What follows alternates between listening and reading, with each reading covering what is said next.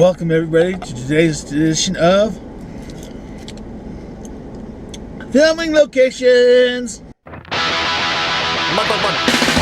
mug, just little way to haze. Liquid proof that I can win this race. Coffee mug, but that pieces all the interlink. Keep me fronting all. I don't need no food to talk, I just took a little my coffee mug. I don't need no kiss mug, I just took a little my coffee mug. Living band, my liquid don't have choice. There's too many hooks, and they've got too much voice. So for the moment, we're all pretty good to go. When I ain't cooked, when I ain't moved to go. I don't need no food to talk, I just took a little my coffee mug. I don't need no kiss mug, I just took a little my coffee mug. Every day, mommy, me, to my coffee mug.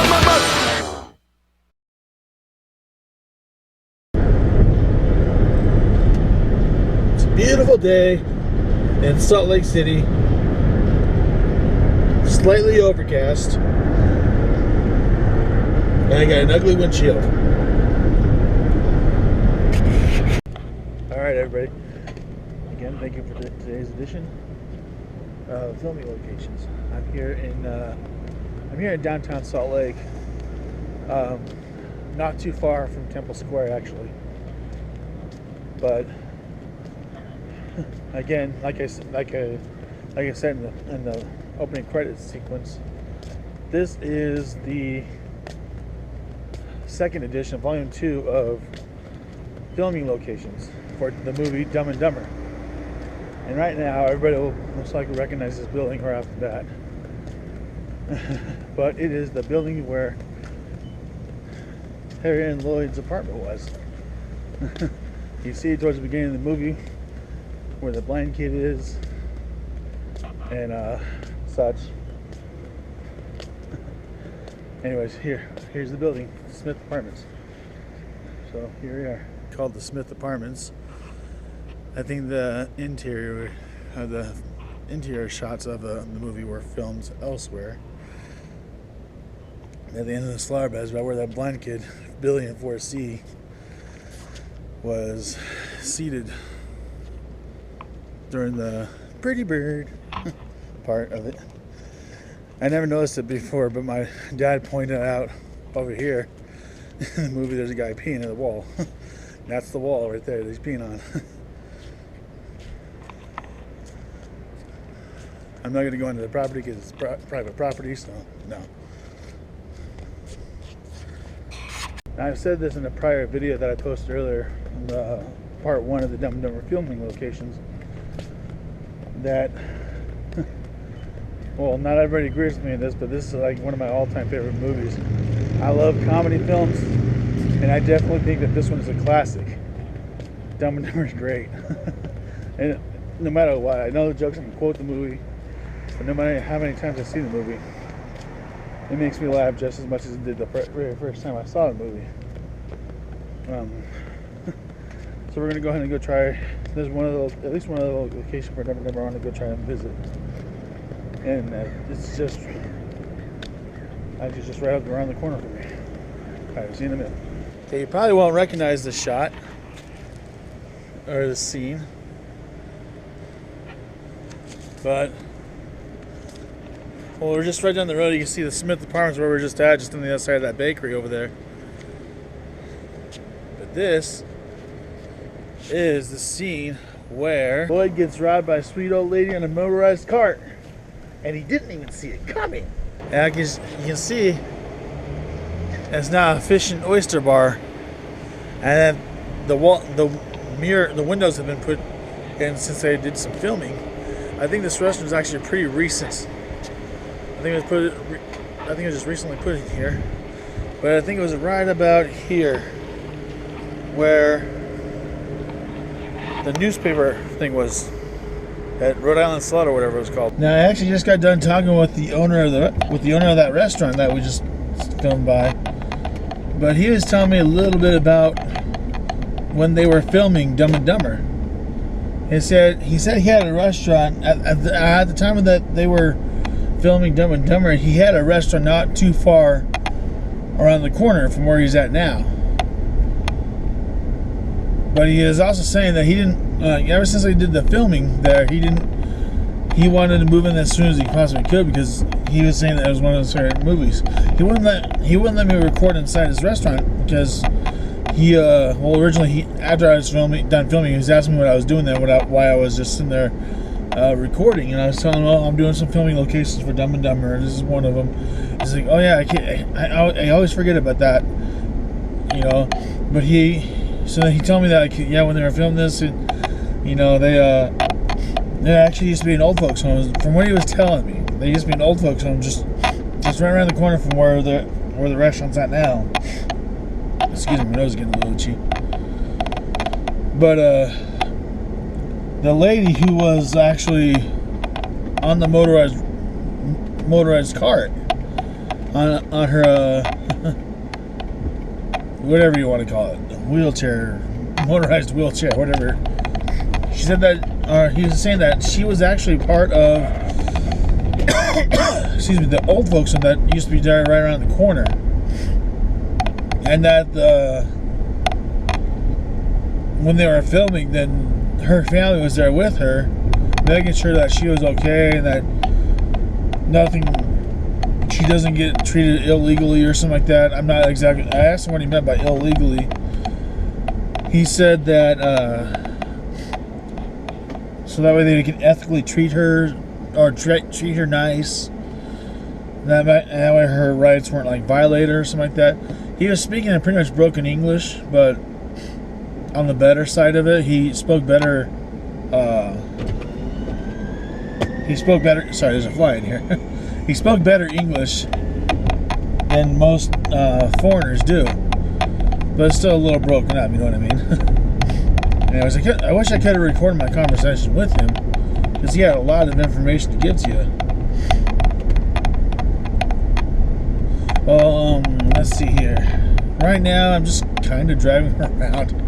I'm almost to Temple Square, as a matter of fact. Let's see. There is one other location that I want to go film at real quick. I'll see if I can actually get to it. Temple Square, home of them crazy Mormon people. Yeah. No, I know I said that I would be going to look for another filming location for Dumb and Dumber, but it was debunked. I heard that there was a filming location here in the avenues in Salt Lake City for I forget what scene it was. I think it was for I forget what scene it was for, but it said I read somewhere that there was supposed to be a filming location here in the avenues, but it's been debunked. The address is wrong.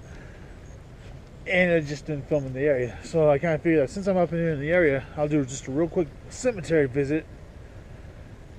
And at the Salt Lake Cemetery.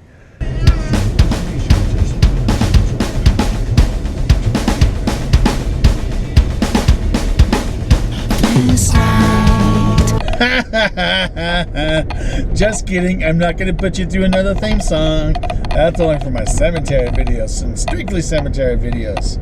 No, this guy wasn't Mormon, and usually I do like cemetery visits and visit people of the LDS Church, people who are buried here because they have a huge part of history, especially here in Utah. Utah is basically known for the Mormon Church. We all know that. So I wanted to actually come and visit this one person, and let me go ahead and flip the camera around real quick. So I know. It's here we go. It's for this person, wire. You see the symbol right there? Yeah, I think that means he was a Catholic. But just real quick, just looking around. And if you know the cemetery at all, Emo Grave is just right on the other side of where that building would be, right over there. Yep, just on the other side of that building. So I'm just right around the corner from there. And for all you LDS people out there watching the video, this big grave right there, it's Orson Pratt. And then there's that little tree right here, just on the other side of the street. There's a darker colored gravestone. To the left of it, that's Brigham Young Jr., obviously the son of Brigham Young. And that's where we're at. If you come find wire, right here. Lester Farnsworth Wire. Now you might wondering Yeah, he was the inventor of the electric stoplight, but technically he didn't own the patent for it. Someone else later on down the road. But he thought about putting the patent out for the electric stoplight so that way he can get the money for it. But he decided to go against it. So someone else went out and got the patent for the stoplight instead of him. I forget what his name was, but this guy, Lester Farnsworth Wire, is the inventor of the electric stoplight that we have today, that we still use today. He was a police officer in the early days of Salt Lake City, and he thought that the stoplight would help make life safer for everybody. Now, if you remember, just a couple of weeks ago, I did a video down at the Posthumously Cemetery looking for a.k.a. Farnsworth, and I was wondering if actually Lester Farnsworth Wire was related to him somehow. I actually haven't been able to figure anything out, or not a whole lot out, but except for rumors and stuff like that. From what I've heard, his mother was, I actually think Lester Farnsworth Wire and a.k.a. Farnsworth were actually cousins on Lester Wire's mother's side. I think Farnsworth is his mother's maiden name. So, there you go. Anyways, I hope you enjoyed today's video. Subscribe to my channel. Visit my cemetery Facebook page, www.facebook.com/groups/Salt Lake Cemetery. I might be changing it up here pretty soon. I'm still working on that. And again, subscribe to my channel, and we'll see you in the future.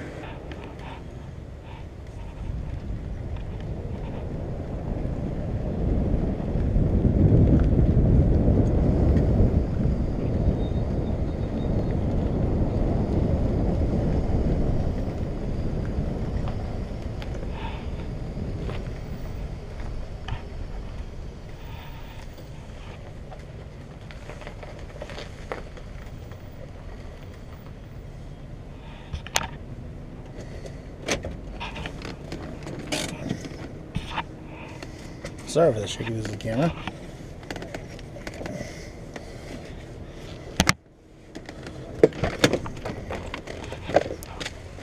But I know it's kind of a little bit longer clip, but I wanted to come over here. There's that building I was talking about just a minute ago.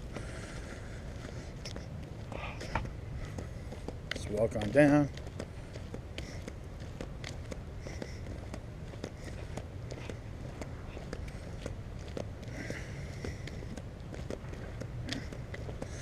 Here is Emo's grave.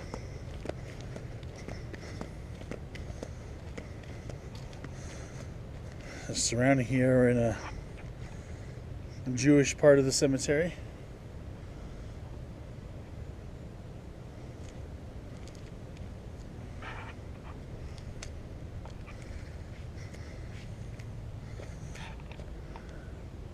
This is Jacob Moritz. Now here's why he call him the Emo Grave. Call him Emo. The emblem of the M here. You see the E is etched there. Obviously the M and the O. This used to be open. It used to be like an open window.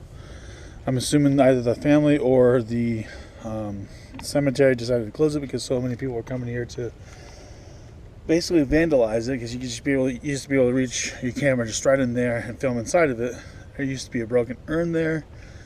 So yeah, people used to apparently try to steal his ashes. He was cremated and his urn's buried there. It looks like this is where a key would go. It looks like a door handle used to be here. Now that is the official end of this video. Again, put the links in the bottom already. Go subscribe. Actually, I wanted to say that in past videos, I had mentioned my Utah YouTubers Facebook page. I'm going to delete that group because I found out there's another Utah YouTubers Facebook page that I joined. It's actually more legit than the one I had, I guess you could say. I only had like 10 people on the other one anyways, and not a whole lot of them did YouTube anyways. So anyways, join that one, not mine. I'm going to delete my group. It's still Utah YouTubers, but it's not Utah YouTubers 1983 or anything like that. Anyways, have a good rest of your day.